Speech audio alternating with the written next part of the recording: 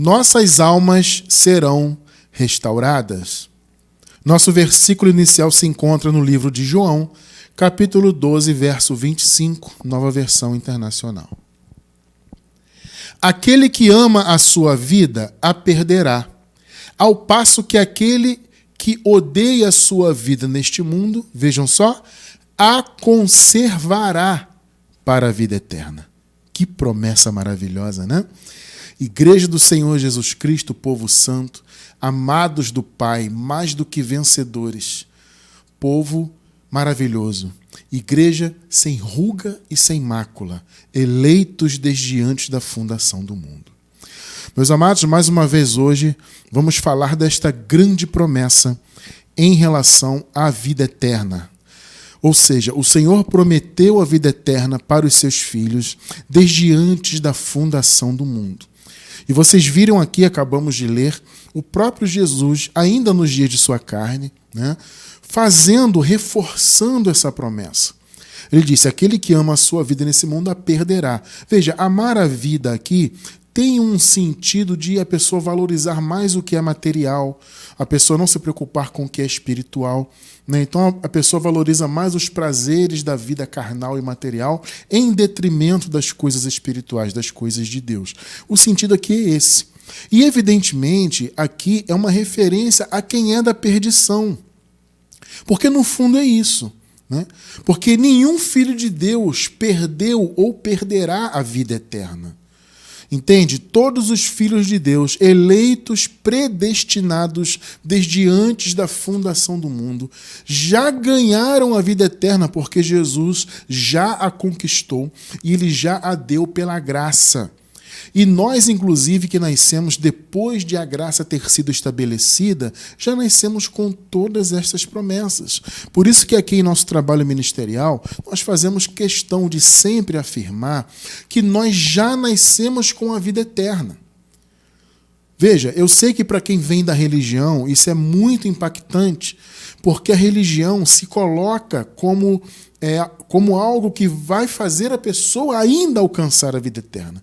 Então, a religião se põe como o caminho, né? Então, você só vai obter no futuro, quem sabe, né, eventualmente, você vai obter a vida eterna, mas se você participar aqui da religião. Então, se você frequentar, primeiro aceitar Jesus, né? Entre aspas, que é um conceito, como eu sempre digo, que não existe na Bíblia. É impactante isso? É tremendo? É. Mas é a verdade. Se você pesquisar na palavra, você não vai encontrar a palavra, a frase, né? Aceitar Jesus. Não tem. Tá? Ah, Cristiano, não tem a palavra, mas tem um conceito. Não, também não tem um conceito.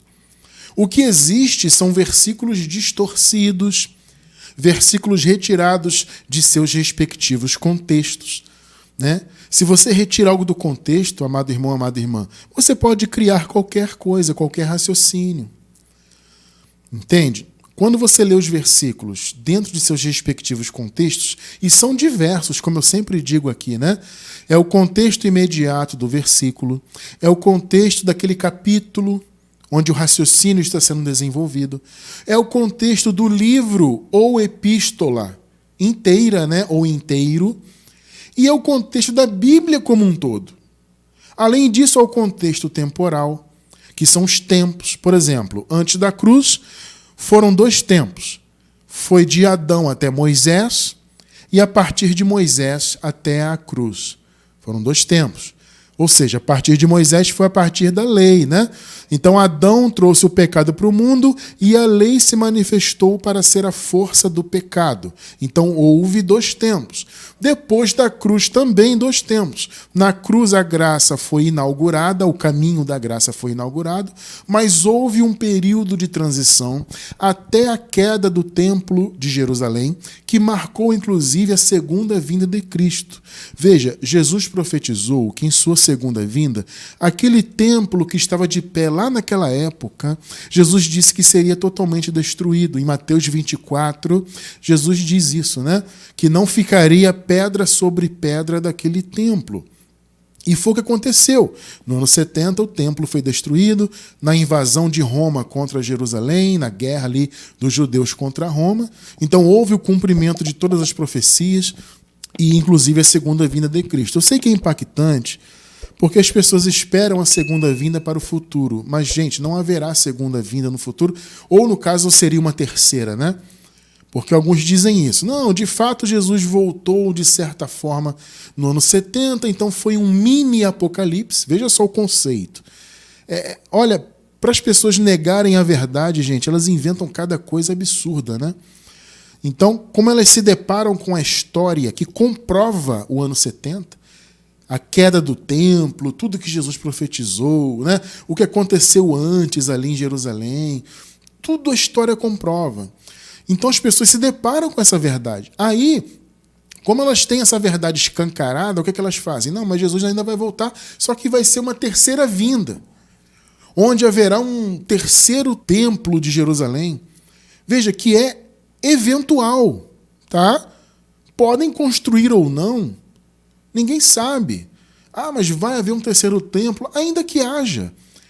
Um eventual terceiro templo não terá nada a ver com o Apocalipse bíblico, porque o Apocalipse bíblico foi profetizado para aquele tempo, para aquela geração relativa àquele templo de Jerusalém que estava de pé ali.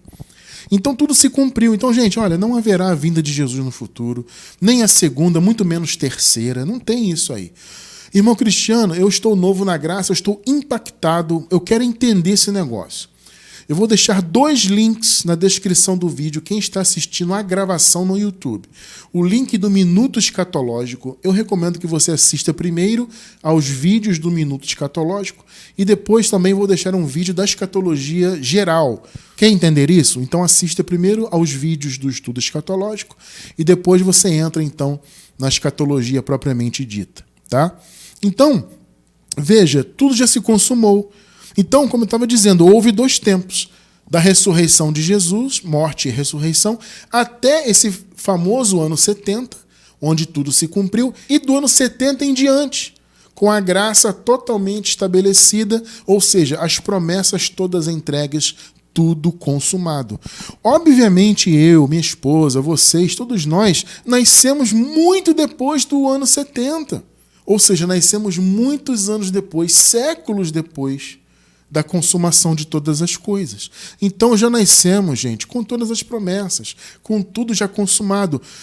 Consequentemente, já nascemos com a vida eterna. E costumamos dizer aqui, já nascemos em condição de vida eterna. Tá? Veja bem, eu vou deixar também na descrição do vídeo o link de uma playlist sobre a vida eterna, para você entender um pouco mais sobre isso, tá? Então assista esses estudos, gente. Olha, vale a pena. Eu sei que são muitos estudos, principalmente para quem está novo na graça, né?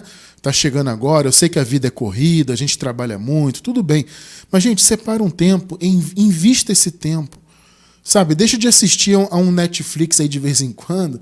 Então, o tempo que você está assistindo a Netflix ou a Amazon Prime, ou qualquer que seja aí o stream, deixa um pouquinho o stream de lado, assista a esses estudos em graça para você se atualizar. É importante isso, né? Porque eu sei que há conceitos que nós apresentamos aqui, que há algumas pessoas que realmente não alcançam o raciocínio pleno, porque não tem essas bases, né? É claro que seria muito mais fácil para mim aqui transmitir um conhecimento falando apenas para pessoas que já têm essa base em sua mente, né? Só que eu sei que isso não acontece porque o YouTube, Facebook, etc., né, são redes abertas. Então, muitas pessoas vêm, como a gente costuma dizer, até caem de paraquedas, entre aspas, né? E a pessoa, às vezes, recebe esses impactos dessas informações. Eu entendo isso, mas veja, eu não posso me privar de trazer o estudo, por isso que eu recomendo, para quem está impactado, que estude esses adendos que eu estou oferecendo aqui nos links, tá? Para vocês terem todo o raciocínio.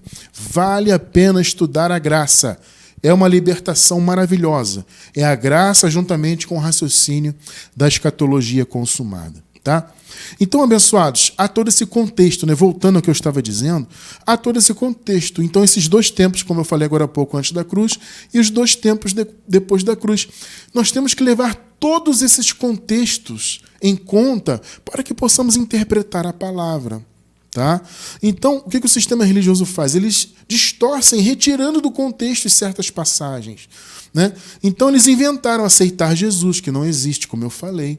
Né? Eles inventaram a ideia de que eles são os intermediários, né? Eles são a ponte para que as pessoas alcancem a vida eterna. Isso não existe. Independentemente de religião, vocês, todos nós, já nascemos em condição de vida eterna. A diferença é que nós não conhecíamos isto. Então, não era uma questão de salvação eterna. Entende? Era uma questão de salvação do entendimento, que são coisas distintas, né? Salvação da sua mente é uma coisa, a salvação em termos de vida eterna é outra. Então, nós já nascemos com a vida eterna? Sim, porque já nascemos depois de toda a obra consumada, como eu falei, nascemos depois da cruz e depois do ano 70. Só que nós não nascemos aqui nesse mundo com a nossa mente ainda liberta. Então, foi o Evangelho que libertou a nossa mente e que nos fez entender, então, a nossa posição real, que somos filhos. E, portanto, nós não amamos essa vida atual, essa vida material, acima das coisas de Deus. Como Paulo fala, né? Olhemos então para as coisas que são do alto, não para as que são aqui da terra. Ou seja, nos importemos com as coisas espirituais, não com as coisas carnais. Sabe? Então as pessoas que valorizam mais as coisas carnais em detrimento das coisas de Deus, há uma grande possibilidade dessas pessoas nem serem da vida eterna, não serem da salvação, como costumamos dizer, né? Ou seja, não são filhas eleitas desde antes da fundação do mundo, porque a pessoa prioriza somente a maldade. É aquela questão das obras, né? As obras, elas não definem se você é da salvação ou não, ou se você vai ter a vida eterna ou não. Não, as obras são a consequência disso. Tá? E tudo isso que eu estou falando aqui, gente, nós já estudamos aqui várias e várias vezes, né? Então tem muito conteúdo aí no canal. Para quem não está inteirado disso, como eu disse, é só você ir nos links ou então você pesquisar outros temas aí que você vai encontrar. Por exemplo, nós temos alguns estudos já sobre as obras. As obras são a consequência. Ou seja, se eu sou filho de Deus e nasci nesse mundo como filho de Deus, então as boas obras foram destinadas ou pré-destinadas, né, para mim, para vocês, para nós que somos filhos. E as obras más restaram como refúgio para a perdição. Então, a perdição já tem o prazer natural pelo mal. Eles querem viver no mal. Eles só têm prazer em coisas carnais. O Filho de Deus não. Veja, mesmo ele não tendo ainda a revelação do Evangelho, o Filho de Deus ele sempre gosta do bem. Você pode ver, amados, há pessoas que não conhecem o Evangelho da Graça, que é o único Evangelho, e ainda assim são pessoas maravilhosas, pessoas boas, prestativas, que não amam o mal. Ou seja, nós podemos observar características de Filho de Deus nessas pessoas, ainda que elas não tenham tido a revelação da graça. Por quê? Porque as obras refletem a vida da pessoa. Então a revelação da graça será, quando acontecer na mente desta ou daquela pessoa, será um adendo, será uma bênção maravilhosa, um descanso maravilhoso, né? A revelação da graça, eu costumo dizer, é a maior de todas as bênçãos que podem se manifestar em nossas vidas. Né? Então, mas independentemente disso, a pessoa é filha e ela tem boas obras, porque o Espírito já habita nela. Enfim, tá? Então esse é o sentido de amar o mundo ou amar a vida neste mundo. Agora veja, o meu ponto é o seguinte, tá? Eu estou explicando tudo isso aqui porque tem muitos irmãos que não entendem muito bem esse versículo, né? Muitos já me perguntaram sobre ele. Poxa, irmão Cristiano, mas eu amo a minha vida. Quer dizer então que eu vou perder porque eu amo? Veja, gente, amar tem esse sentido então, como eu acabei de explicar, né? É você amar mais as coisas materiais, é você ter prazer mais no mal, na carne, não se importar com boas obras, etc. Então você ama a vida nesse sentido. Então você só se importa com o que é carnal, com o que é material, com o que é impuro. Esse é o sentido, tá? Agora o ponto principal é esse. Ao passo que aquele que odeia a sua vida neste mundo a conservará. Esse é o ponto de hoje. Qual é a promessa de Jesus, então? É que a vida que vivemos agora será conservada. Recentemente nós estudamos sobre isso mais profundamente, né? Sobre essa questão de que a vida que vivemos hoje, ela vai seguir na eternidade. Esse estudo, inclusive, está na playlist da Vida Eterna, que nós estamos recomendando na descrição do vídeo, na gravação do YouTube. Tá? Ou seja, se você assistir esse estudo, caso você não tenha assistido ainda, você vai ter tudo isso, toda essa revelação na sua mente. né? Que a vida hoje, que você vive hoje, ela seguirá. Vida eterna é isso. Não é que a sua vida vai se perder aqui, porque veja, gente, é o que alguns têm pregado aí. Mesmo pregando a graça, existem pessoas que estão tropeçando nesse assunto, dizendo que a vida dos filhos de Deus, mesmo sendo filhos eleitos, vai se perder. Ou seja, a alma se perde, a alma acaba. Veja, isso é um equívoco tremendo. E eu tenho pedido muito a Deus que abra o entendimento dos irmãos que são sinceros em graça, para que eles também despertem para essa questão, né? Porque estão pregando algo absurdo. Dizer que a vida dos filhos de Deus acaba é você dizer que a promessa de Deus não se cumpriu. Esse é o ponto que vamos tratar mais profundamente hoje. Então veja, a vida que vivemos hoje, como Jesus falou, quem não ama esta vida, ou seja, quem não tem prazer no mal, nas coisas da carne, etc., em detrimento das coisas de Deus, conservará esta vida para a vida eterna. Eu te pergunto, você vive hoje como? Você vive triunicamente. Você tem um espírito, porque você é filho de Deus. Você tem um corpo, porque o corpo esse invólucro nosso aqui, é o nosso meio de viver, de locomoção físico, né, aqui. Então, o nosso meio de vida física é o corpo, que é ainda a herança do primeiro homem, ainda é um corpo adâmico. E temos também a alma, que é a vida. Percebe? A nossa alma é a vida. O que Jesus falou? Aqueles que não priorizam, então, o mundo, vão preservar, em outras palavras, né? Vão preservar, vão conservar a vida atual para a vida eterna, como nós acabamos de ler aqui no primeiro versículo. E já estudamos isso aqui mais profundamente, né? Então veja, abençoados, essa é a promessa de Deus, a conservação da vida. E é importante, então, você entender que alma é sinônimo de vida, biblicamente. Porque veja, abençoados, salvação é sinônimo de vida eterna. E a promessa de Deus, então, é que a vida dos filhos de Deus seriam eternas. As vidas seriam eternas, né? Em outras palavras, as almas seriam eternas. Então, salvação está relacionado à alma. Vida eterna, né? Está relacionada às almas. Eu penso que o problema na interpretação desse assunto para alguns, e que alguns têm tropeçado nisso, é por causa do sentido da palavra alma no original. Do grego, no caso, né? Que é psique. Então, o sentido original dessa palavra no grego acaba remetendo ao raciocínio de que a alma consiste apenas em emoções. Alguns têm defendido isso, né? Ah, não, a alma acaba porque a alma são só emoções, né? Então, se você se apaixonou por alguém, se você se entristeceu, se você se aborreceu, se você se alegrou, a alma é isso, então isso aí fica na terra, etc. Gente, isso não é verdade, tá? Biblicamente, alma é sinônimo de vida. E você vai ver isso comigo aqui já já, tá? Se alma é sinônimo de vida e a promessa é de vida eterna, veja só essa matemática. Tá? É muito claro, é 2 mais 2 é igual a 4. Alguns estão dizendo que 2 mais 2 é igual a 5. Cuidado. 2 mais 2 é igual a 4. Essa é a matemática perfeita. Tá? Então veja, se alma é vida e a promessa é de vida eterna, logo a alma do Filho de Deus, dos eleitos, dos filhos, né? As almas são eternas.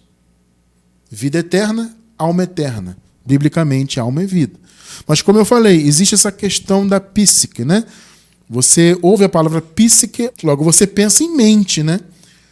E claro que na mente existem emoções. Só que é o seguinte, a nossa mente, ela não é um conjunto de emoções apenas, tá? Na nossa mente, em nossa psique, em nossa alma, contém emoções. É diferente de ela ser apenas emoções, como alguns dizem. Porque, veja, gente, a psique, a nossa mente, por que psique é alma e alma é vida? Porque, na verdade, o cerne da nossa vida todo está na mente. Perceberam? O nosso eu, a nossa personalidade, ou seja, quem nós somos aqui nessa vida, isso se processa na mente. Claro, também as emoções, obviamente, e até mesmo o processo mecânico da nossa biologia, tudo é comandado pela psique. Mas é a vida como um todo. Entenda isso, amados. Não são apenas emoções. A alma não consiste apenas de uma reunião de emoções. Na alma contém emoções, mas também contém a nossa vida como um todo e principalmente o nosso eu. O cerne, o centro da nossa vida está na mente. Por isso que a palavra alma no grego é psique. Mas psique é o que? É vida. Alma é vida. Tá? Então veja, vamos lá. Tendo dito isso, tendo relembrado isso, né? O projeto de Deus, então, desde antes da fundação do mundo, para os seus filhos, sempre foi a preservação de suas almas. Essa foi a promessa de Deus. Quando Deus prometeu vida eterna, ele estava prometendo alma eterna. Porque a salvação, como já vimos, já falamos, ela está relacionada à alma. Porque, veja, espírito não morre. Então, o nosso espírito nunca morreu, literalmente, ou seja, o espírito nunca foi para não existência, nunca foi destruído, nunca ficou no Hades. Não é isso. A palavra diz que o espírito sempre voltou para Deus. Vocês vão ver isso daqui a pouco. Perceberam?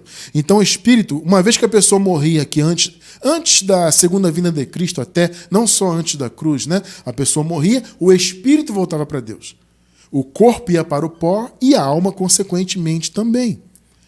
Se os espíritos dos filhos de Deus sempre voltavam para Deus, o que ficava no Hades? E veja, o Hades tem dois aspectos, até eu diria, né? Tinha o aspecto físico, como tem até hoje, né? Porque Hades é isso, é sepultura. Tá? Então tem um aspecto físico, onde o pó vai habitar ali. Mas também vamos dizer que o Hades tinha também um aspecto etéreo, onde as almas iam para o que eu chamo de não existência. Por quê? Porque as vidas, as almas deixavam de existir aqui nessa vida. Então era a não existência em relação a essa vida aqui terrena. Então a alma saía da existência, ela saía do conhecimento. Por isso que a palavra diz no Antigo Pacto que os mortos não sabem coisa alguma. Vocês já leram isso na palavra? Os mortos não sabem coisa alguma. Por quê? Porque a alma saía da existência, a psique acabava ali e ia para o lugar dos mortos. Entende? Então o lugar dos mortos tinha esses dois aspectos. Físico, onde o corpo, a matéria ia, o pó, e tinha esse aspecto, vamos dizer assim, etéreo, né? Que era um lugar dos mortos, mas não um lugar físico. O lugar para onde as almas iam e ficavam presas naquela condição de morte. Então, quando Deus prometeu vida eterna, ele prometeu que as almas dos filhos dele não ficariam ali naquela condição. E ele prometeu isso antes da fundação do mundo. Vamos ler esse clássico? Tito 1:2. É um clássico, né? Paulo, servo de Deus e apóstolo de Jesus Cristo, para levar os eleitos de Deus à fé e ao conhecimento da verdade que conduz à piedade. Fé e conhecimento que se fundamentam, vejam só, na esperança da vida eterna, a qual o Deus que não mente prometeu antes dos tempos eternos. Olha só, a esperança da vida eterna. Veja, como eu sempre digo, né? Nesse momento aqui, nesse tempo da igreja primitiva, onde Paulo escreveu essa carta, quando, né, Paulo escreveu essa carta, ali eles estavam ainda em um momento de esperança. Porque a vida eterna mesmo se manifestou a partir da segunda vinda de Cristo, que foi no ano 70. Perceberam? Ali eles estavam antes da segunda vinda. A igreja primitiva estava vivendo ainda um momento de transição. Então eles estavam, por assim dizer, no terceiro tempo, né? Como eu falei, antes da cruz houve 2 tempos. De Adão até Moisés, de Moisés até Cristo, até a cruz. E depois da cruz 2 tempos, né? Da ressurreição até o ano 70 e do ano 70 até a eternidade, que é o tempo que vivemos hoje, inclusive. E a igreja primitiva, então, viveu antes desse tempo. Antes da segunda vinda, antes da vinda do reino. Então eles estavam ainda em esperança. Ou seja, os irmãos da igreja primitiva ainda estavam à mercê da morte. Quando eles morriam antes da segunda vinda, né, antes do ano 70, quem morresse naquele período, mesma coisa diante da cruz. O espírito voltava para Deus e o pó ia para o pó, consequentemente a alma ia para o lugar dos mortos. Então eles estavam ainda em esperança. Essa palavra aqui que nós lemos, não serve para nós hoje, ou seja, esse conceito de esperança. Porque você, eu, nós que somos filhos de Deus, não estamos em esperança. Na realidade, já estamos em condição de vida eterna. Ou seja, quando nós partirmos dessa vida, quando o nosso pó voltar para o pó, nós não vamos ver a morte, a nossa alma não vai para o Hades. Nós vamos seguir vivos no paraíso. Essa é a promessa. Condição de vida eterna é isso. O pó ele volta para o pó? Claro, porque o lugar dele é o pó. Mas você segue vivo, eu seguirei vivo. Então, na verdade, não existe morte. Não neste sentido da verdadeira morte. Porque a verdadeira morte que a Bíblia trata é da alma, não é do corpo, não é do pó. O pó, o lugar dele é o pó, ele tem que voltar para lá. O problema da morte era a prisão da alma, da verdadeira vida, a prisão da personalidade, do eu das pessoas. Entende? Então, o que o Senhor prometeu? Vida eterna antes dos tempos dos séculos. E vida é alma, a alma é vida. Então, se a vida é eterna, a alma é eterna. Por isso que eu digo, é um absurdo você dizer que as almas dos filhos de Deus morrem. Não faz sentido biblicamente. Porque a Bíblia promete a conservação da alma. E veja, gente, quem tem pregado que a alma morre, lamentavelmente, eu lamento muito, gente, quando eu falo isso. De coração, amado. Eu desejo muito que os nossos irmãos acordem para isso. Mas quando as pessoas pregam isso, elas estão dizendo que a conservação da alma, na verdade, seria só aqui na terra. Né? A promessa da conservação da alma é porque é a conservação da vida, porque no ano 70, né, haveria ali as guerras e tal, então seria a conservação da vida nesse mundo. Não. Conservação da alma é para a eternidade, é promessa de salvação. E você vai ver isso comigo agora. Vamos ler? Hebreus 10, do 32 até o 39. Vamos ver essa questão da conservação da alma, tá? Importante, aqui eu não estou lendo a Nova Versão Internacional, que eu gosto muito, mas eu não estou lendo de propósito, porque aqui nessa versão cita a palavra alma. E para o nosso estudo é importante. Veja, a Nova Versão Internacional não cita a palavra alma, mas a tradução não está errada. A tradução está correta. Se você ler essa passagem na Nova Versão Internacional, você vai entender perfeitamente, a tradução está muito boa. Só que não cita a palavra alma. Tá? Então eu fiz questão de usar uma versão que cita a palavra alma, porque a palavra alma aparece no texto em grego. Então, para você entender o cerne, né, o ponto de hoje, é fundamental você ver que a palavra alma está aqui registrada. Tá? Então, por isso que eu não estou lendo nessa passagem aqui em específico a Nova Versão Internacional. Vamos lá. Lembrai-vos, porém, dos dias passados, em que, depois de serdes iluminados, suportastes grande combate de aflições. Ou seja, o que é ser iluminado? É ter conhecido o Evangelho. Os hebreus, que eram judeus, né? Ali era uma congregação de hebreus, eles haviam conhecido o Evangelho, ou seja, eles foram iluminados. E aí diz aqui, ó, lembrai-vos, porém, dos dias passados em que vocês, depois de serem iluminados, suportaram um grande combate de aflições. Porque esses hebreus começaram a ser perseguidos. E, na verdade, amados, todos ali que passaram a crer no Evangelho, que receberam a revelação, foram iluminados, todos eram perseguidos pelos judaizantes. Principalmente os hebreus, né? Eles ainda mais. 33. Em parte fostes feitos espetáculos com vitupérios e tribulações, e em parte fostes participantes com os que assim foram tratados. Então eles receberam o quê? Muitos vitupérios. Vitupérios são acusações falsas, ataques, desprezo, esse sentido, né? Então eles foram desprezados, atacados, receberam muitas calúnias e passaram por tribulações. Vejam só, gente, só porque receberam o Evangelho. Percebe que essa realidade hoje também existe para nós? Você que está em graça, eu que estou em graça, nós também vivemos muitos vitupérios, muitos ataques, tribulações, calúnias. É o que eu mais sofro na minha vida. São calúnias, ataques, invencionices contra a minha vida. Então essa realidade que os hebreus passaram ali também se mantém hoje, em certo nível. Eu não vou comparar o nível, né? Mas eu diria que em certo nível se assemelha muito, né? Então, em parte, fostes participantes com os que assim foram tratados. 34. Porque também vos compadecestes das minhas prisões, e com alegria permitistes o roubo de vossos bens. Olha só, até os bens deles foram roubados. Foram atacados, humilhados, foram perseguidos, e até os bens daqueles irmãos foram roubados. Olha só. E olha só o que a palavra fala. Com alegria vocês permitiram até o roubo de seus bens. Por quê? Olha só.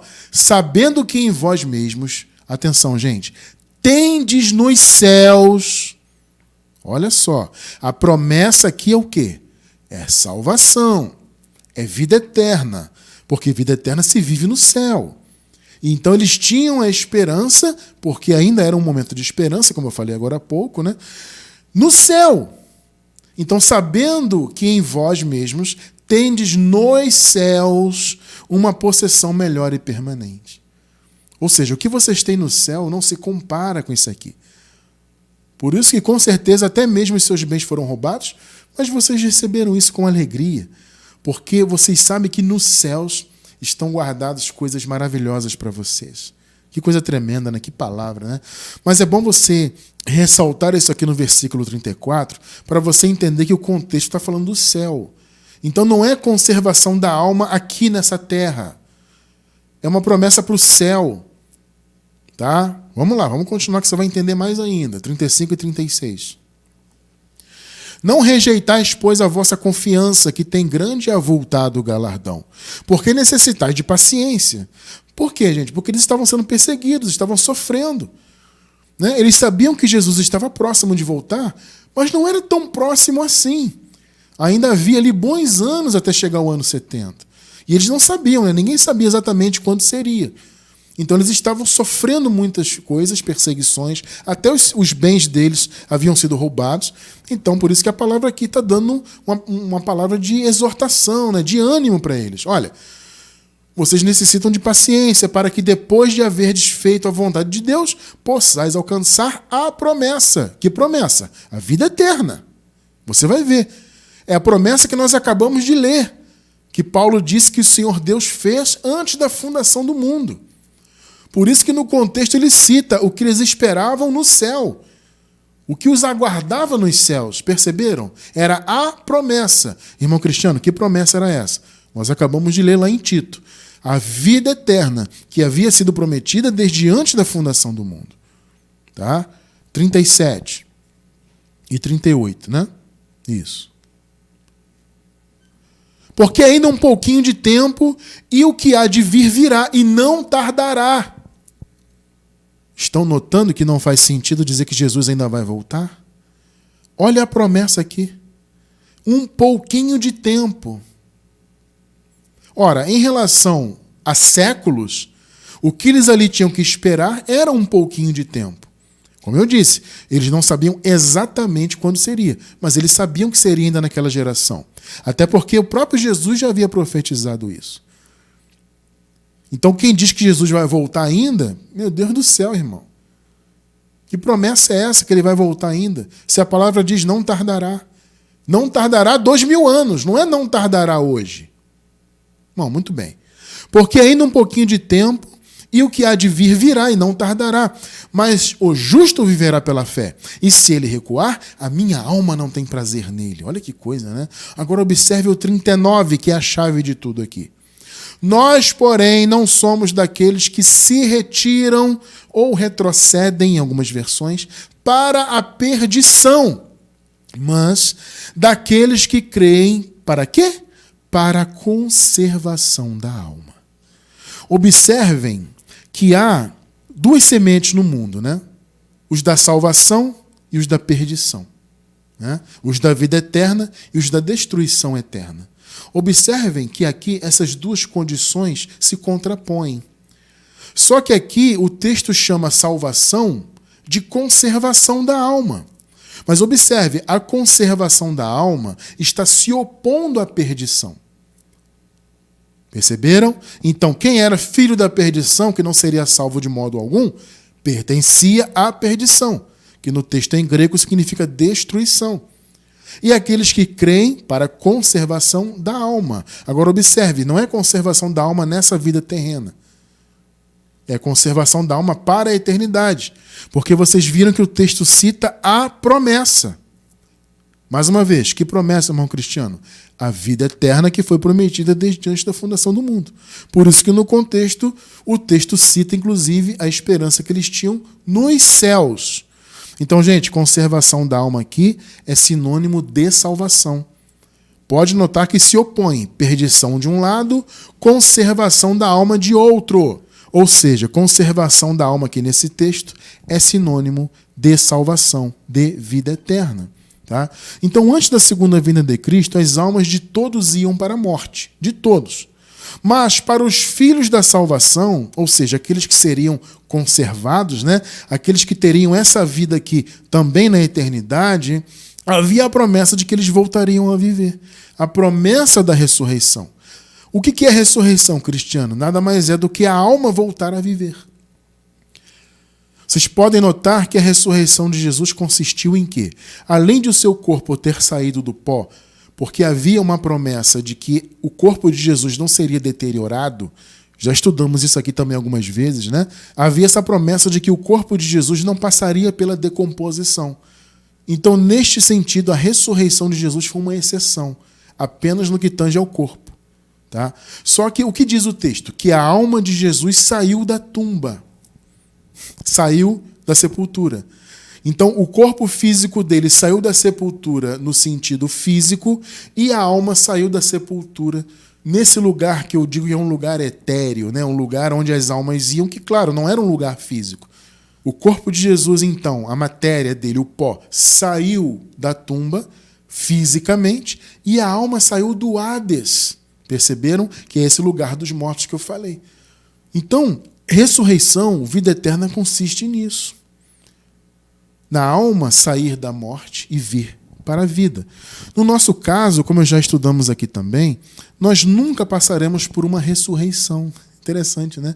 O irmão Cristiano, não haverá ressurreição para nós? Não, para nós não. Porque nós não passaremos pela morte. A nossa alma nunca estará no Hades.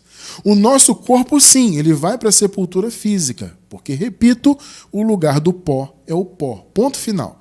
Só que a nossa vida, de fato, mais uma vez eu vou dizer, alma é sinônimo de vida na Bíblia, a nossa vida, de fato, vai seguir. É só o pó que vai voltar para o pó. Só que nós vamos receber uma outra vestimenta, que é o nosso corpo de glória. Então seguiremos vivos na eternidade, no paraíso. Somos triúnicos aqui e seguiremos sendo triúnicos no paraíso. Corpo, alma e espírito. Porém, corpo glorificado e alma restaurada. Claro, o espírito junto, o espírito sempre foi perfeito. Tá? E ele seguirá sendo perfeito. Só que o nosso corpo será um outro corpo também perfeito e a nossa alma restaurada, como é o tema de hoje. Então veja, o que acontecia antes da segunda vinda de Cristo? Antes da cruz e, claro, antes da segunda vinda. As pessoas morriam, os filhos de Deus, no caso, que pertenciam à vida eterna, morriam biologicamente. O seu pó voltava para o pó. Que é sempre o lugar do pó é esse, e vai voltar para lá, ponto final. Porém, a alma ia para o Hades e o espírito voltava para Deus. Eclesiastes 12, 7. E o pó volte à terra. Adão tem que voltar para a terra porque Adão veio da terra, né? Como o era. E o espírito volte a Deus, que o deu. Ué, irmão Cristiano, onde é que está a alma? Gente, existe um conceito que é o subentendimento. Irmão Cristiano, o que é isso? É quando um raciocínio está subentendido. Ou seja, é algo que está ali, mas é tão claro que não precisa ser dito. Ou seja, o conceito de o pó voltar para o pó está subentendido a alma indo para o Hades. Veja, a ressurreição, como eu acabei de falar agora há pouco, não é a alma sair, ou não era, né? A alma sair do Hades e vir para a vida. Como aconteceu com Jesus, né? A alma dele saiu do Hades. Perceberam? Então está subentendido aqui. O texto não diz, não fala da alma, porque é uma coisa óbvia aqui. Porque a alma está atrelada ao corpo, ainda que ela seja um outro elemento.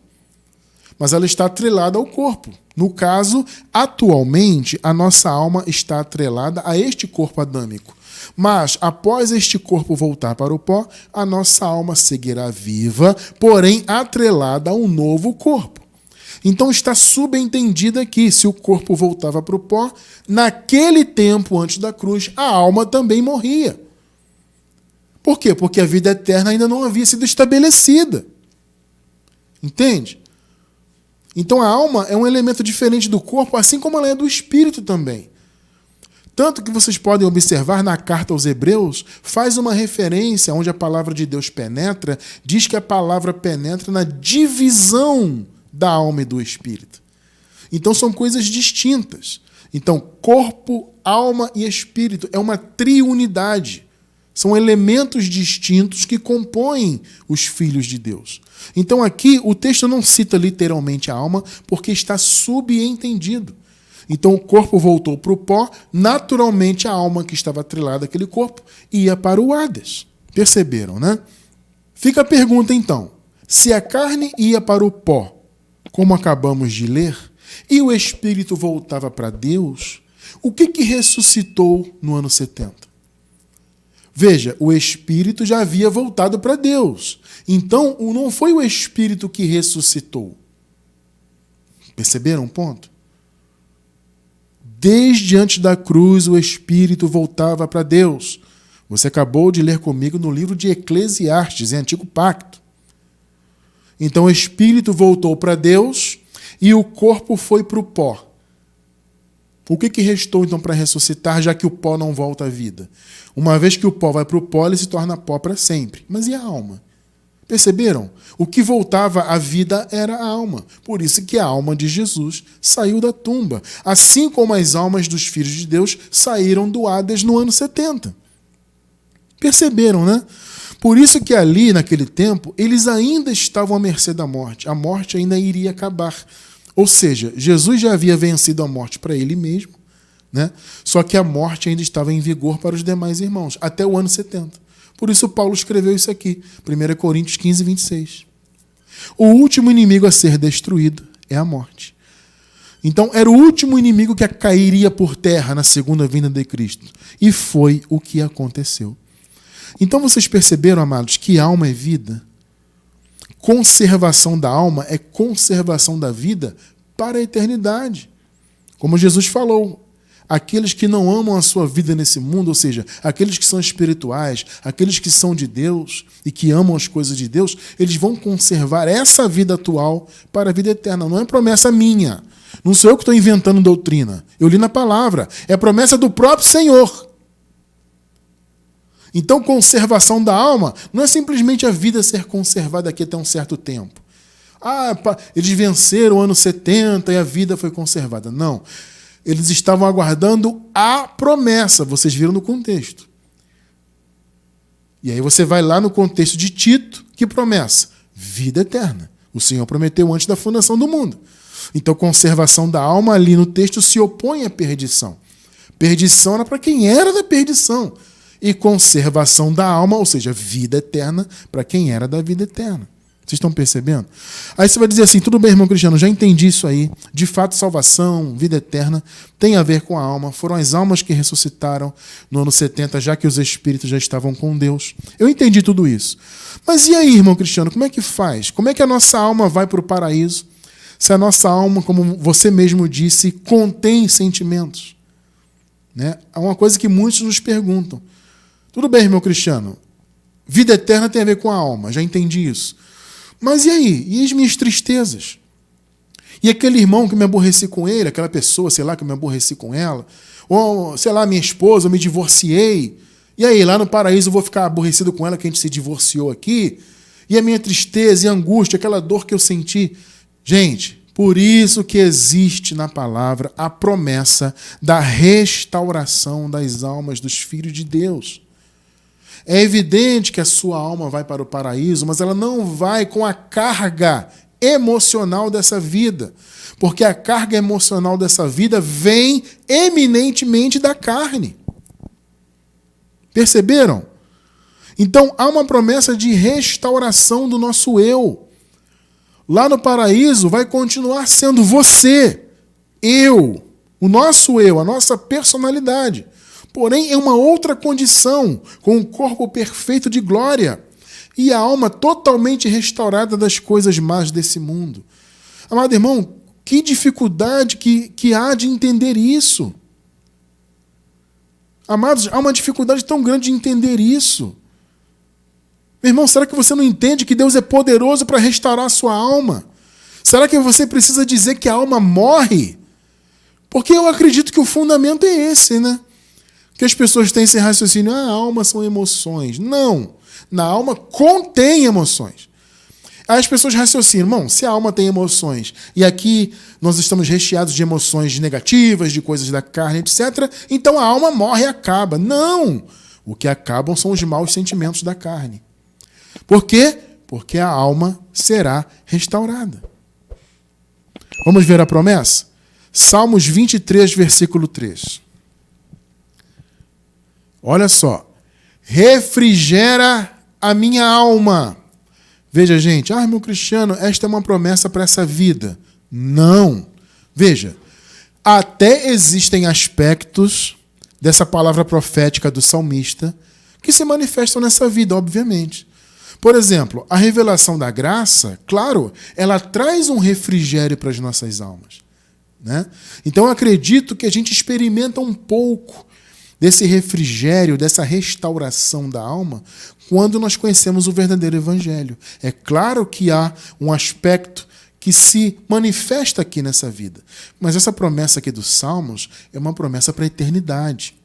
Refrigera a minha alma, guia-me pelas veredas da justiça, por amor do seu nome.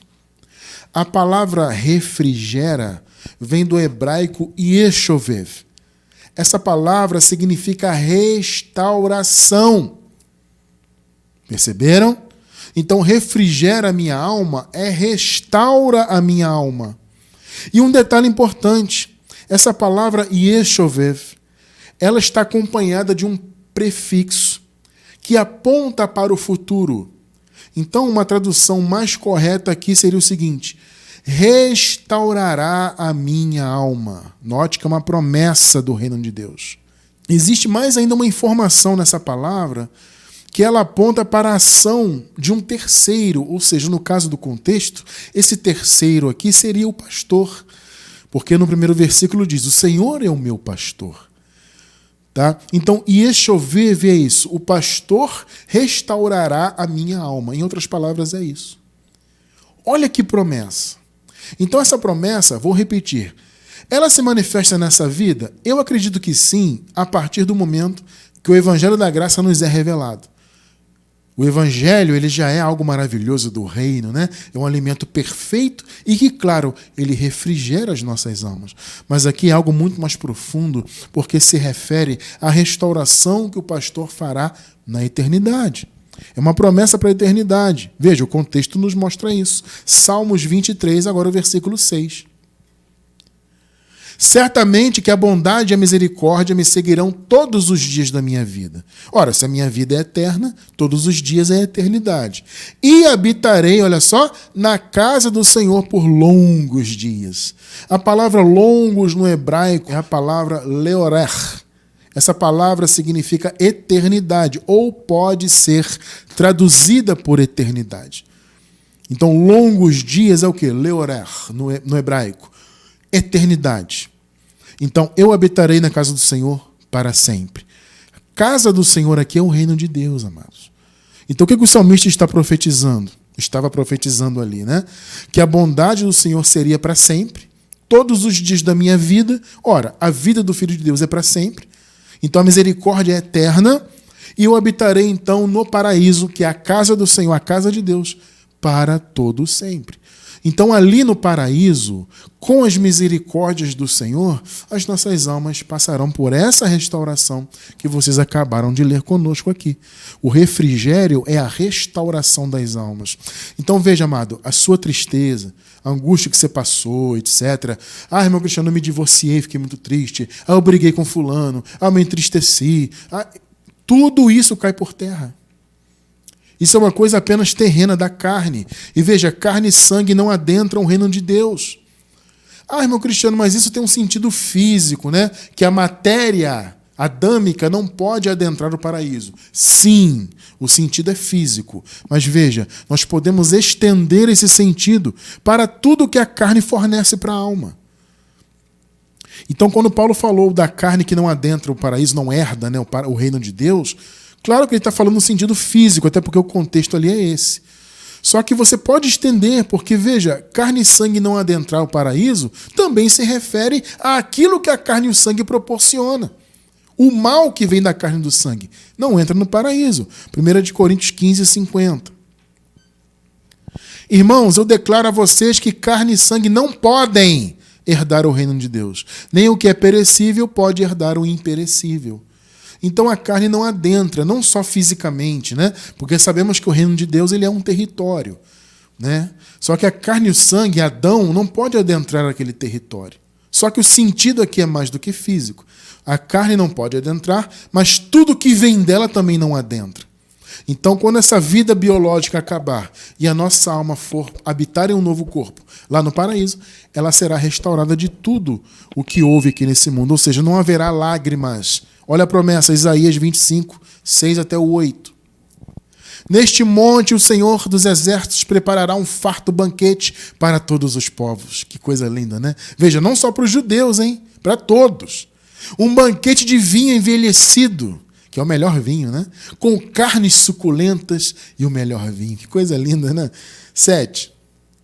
Neste monte ele destruirá o véu que envolve todos os povos, a cortina que cobre todas as nações. Eu entendo isso aqui, amados, como uma referência ao antigo pacto, ao pecado, à lei, né? Porque eram coisas que dominavam toda a humanidade. O pecado dominou toda a humanidade antes da cruz. E a lei imputou o pecado em toda a humanidade, ainda que ela tenha sido dada apenas para os judeus observá-la. Ela, enquanto imputadora de pecados, né, ela imputou o pecado ou os pecados em toda a humanidade. Então eu entendo esse véu sendo retirado aqui, é uma alusão a isso, o véu do antigo pacto, o véu do velho homem, o véu do pecado, enfim, coisa maravilhosa, né? Versículo 8. Destruirá a morte. Olha só, essa promessa se cumpriu no ano 70. Para sempre. O soberano, o Senhor, enxugará as lágrimas de todo o rosto e retirará de toda a terra a zombaria do seu povo. Foi o Senhor quem o disse. Apocalipse 21, 4. Ele enxugará dos seus olhos toda a lágrima. Amados, veja, o Senhor já fez isso. Ah, Cristiano, mas eu choro aqui, eu me entristeço. Veja, gente, mais uma vez, essa é uma promessa para o paraíso. Só que a rigor, nós não temos mais motivos para chorar, porque sabemos que a nossa vida já é eterna. Então, a rigor, não há motivos para lágrimas. Só que nós choramos por quê? Porque estamos ainda na carne. E como Jesus disse, a carne é fraca, a carne não suporta. É claro, mesmo você sabendo que a vida é eterna, que você vai encontrar os seus irmãos, vai encontrar os seus entes, você se sente triste porque a carne não suporta, né? A ausência, a saudade, aquela coisa toda. Só que, a rigor, vou repetir, não existe mais motivos para lágrimas. Mas como a carne é fraca, ela não suporta. Então a plenitude desta promessa é lá no paraíso. Ele enxugará de seus olhos toda a lágrima. Ele já fez isso porque ele já acabou com a morte. Este é o sentido aqui. Não haverá mais morte, perceberam? Nem tristeza, nem choro, nem dor, pois a antiga ordem já passou. Perceberam? A antiga ordem já foi, o antigo pacto já foi. É o que nós acabamos de ler lá em Isaías do véu, né? Esse véu do pecado, antigo pacto, velho homem, tudo isso passou. E a morte passou, o Hades acabou. Então não há motivos para lágrimas. Perceberam? Tudo está consumado. E a sua alma, então, será restaurada. Pense nisso, amado. Descanse nessa promessa. Não entenda que a sua vida, o seu eu vai acabar. Qual seria o sentido de Jesus morrer para nos dar a vida eterna e a nossa vida acabar? Percebe que isso não tem lógica, amado. Não tem lógica. Aí, muitos perguntam, eu quero aproveitar também para falar sobre isso mais uma vez. Eu já falei e vou repetir. Muitos perguntam assim, irmão Cristiano, mas e a questão do amor? Eu me casei com uma pessoa que eu amo, lá na eternidade eu vou continuar amando, vou continuar sendo casado? Não. Mateus 22, 30. Na ressurreição, as pessoas não se casam nem são dadas em casamento, mas são como os anjos do céu. Veja. Ah, irmão Cristiano, está vendo? Seremos apenas espírito. Porque os anjos são apenas espíritos. Alguns se baseiam nisso, né? Mas observe o que está aí destacado na tela. Seremos como os anjos. Veja, não seremos anjos, seremos como os anjos. Em que sentido, irmão Cristiano? Em todos os sentidos? Não, no sentido do casamento. O assunto aqui é o casamento. a partir da ressurreição dos mortos, lá na eternidade. Então, em relação a sentimentos de amor, etc., sentimento matrimonial, né? Sentimento de casamento, atração sexual, nada disso tem no paraíso. Neste sentido, seremos como os anjos. Como os anjos. Neste sentido. Então você não pode pegar essa passagem e interpretar como sendo todo sentido. Vamos ser como os anjos, ou seja, seremos somente um espírito lá no paraíso. Não. Teremos um corpo físico, porém glorificado, sem defeitos, tá? Onde a nossa alma habitará juntamente com o nosso espírito. Agora, neste sentido do sentimento matrimonial, isso não haverá. Atração sexual, aquela pessoa foi casada e eu amava sexualmente e vivia uma vida ali de relação. Não, isso não tem no paraíso. Isso é uma coisa eminentemente da carne. E a carne e o sangue não adentram o reino de Deus. Perceberam como tudo se fecha? Então, abençoados, entendam isso. No paraíso, nós seremos triúnicos como somos hoje. A nossa alma não vai ser destruída. Ela vai seguir, até porque ela é a nossa vida. Tá? Só que ela será restaurada de tudo que a carne impingiu nela. É claro que enquanto estamos aqui na vida material, a carne vai impingir coisas negativas. Você vai se entristecer, vai se aborrecer, etc. Isso acontece. Só que acontece em nível carnal aqui, nesse mundo material. Adão, né, entre aspas, ainda nos aflige. Mas quando esse Adão voltar para o pó, a nossa alma vai ser restaurada. Salmos 23 vai se cumprir plenamente.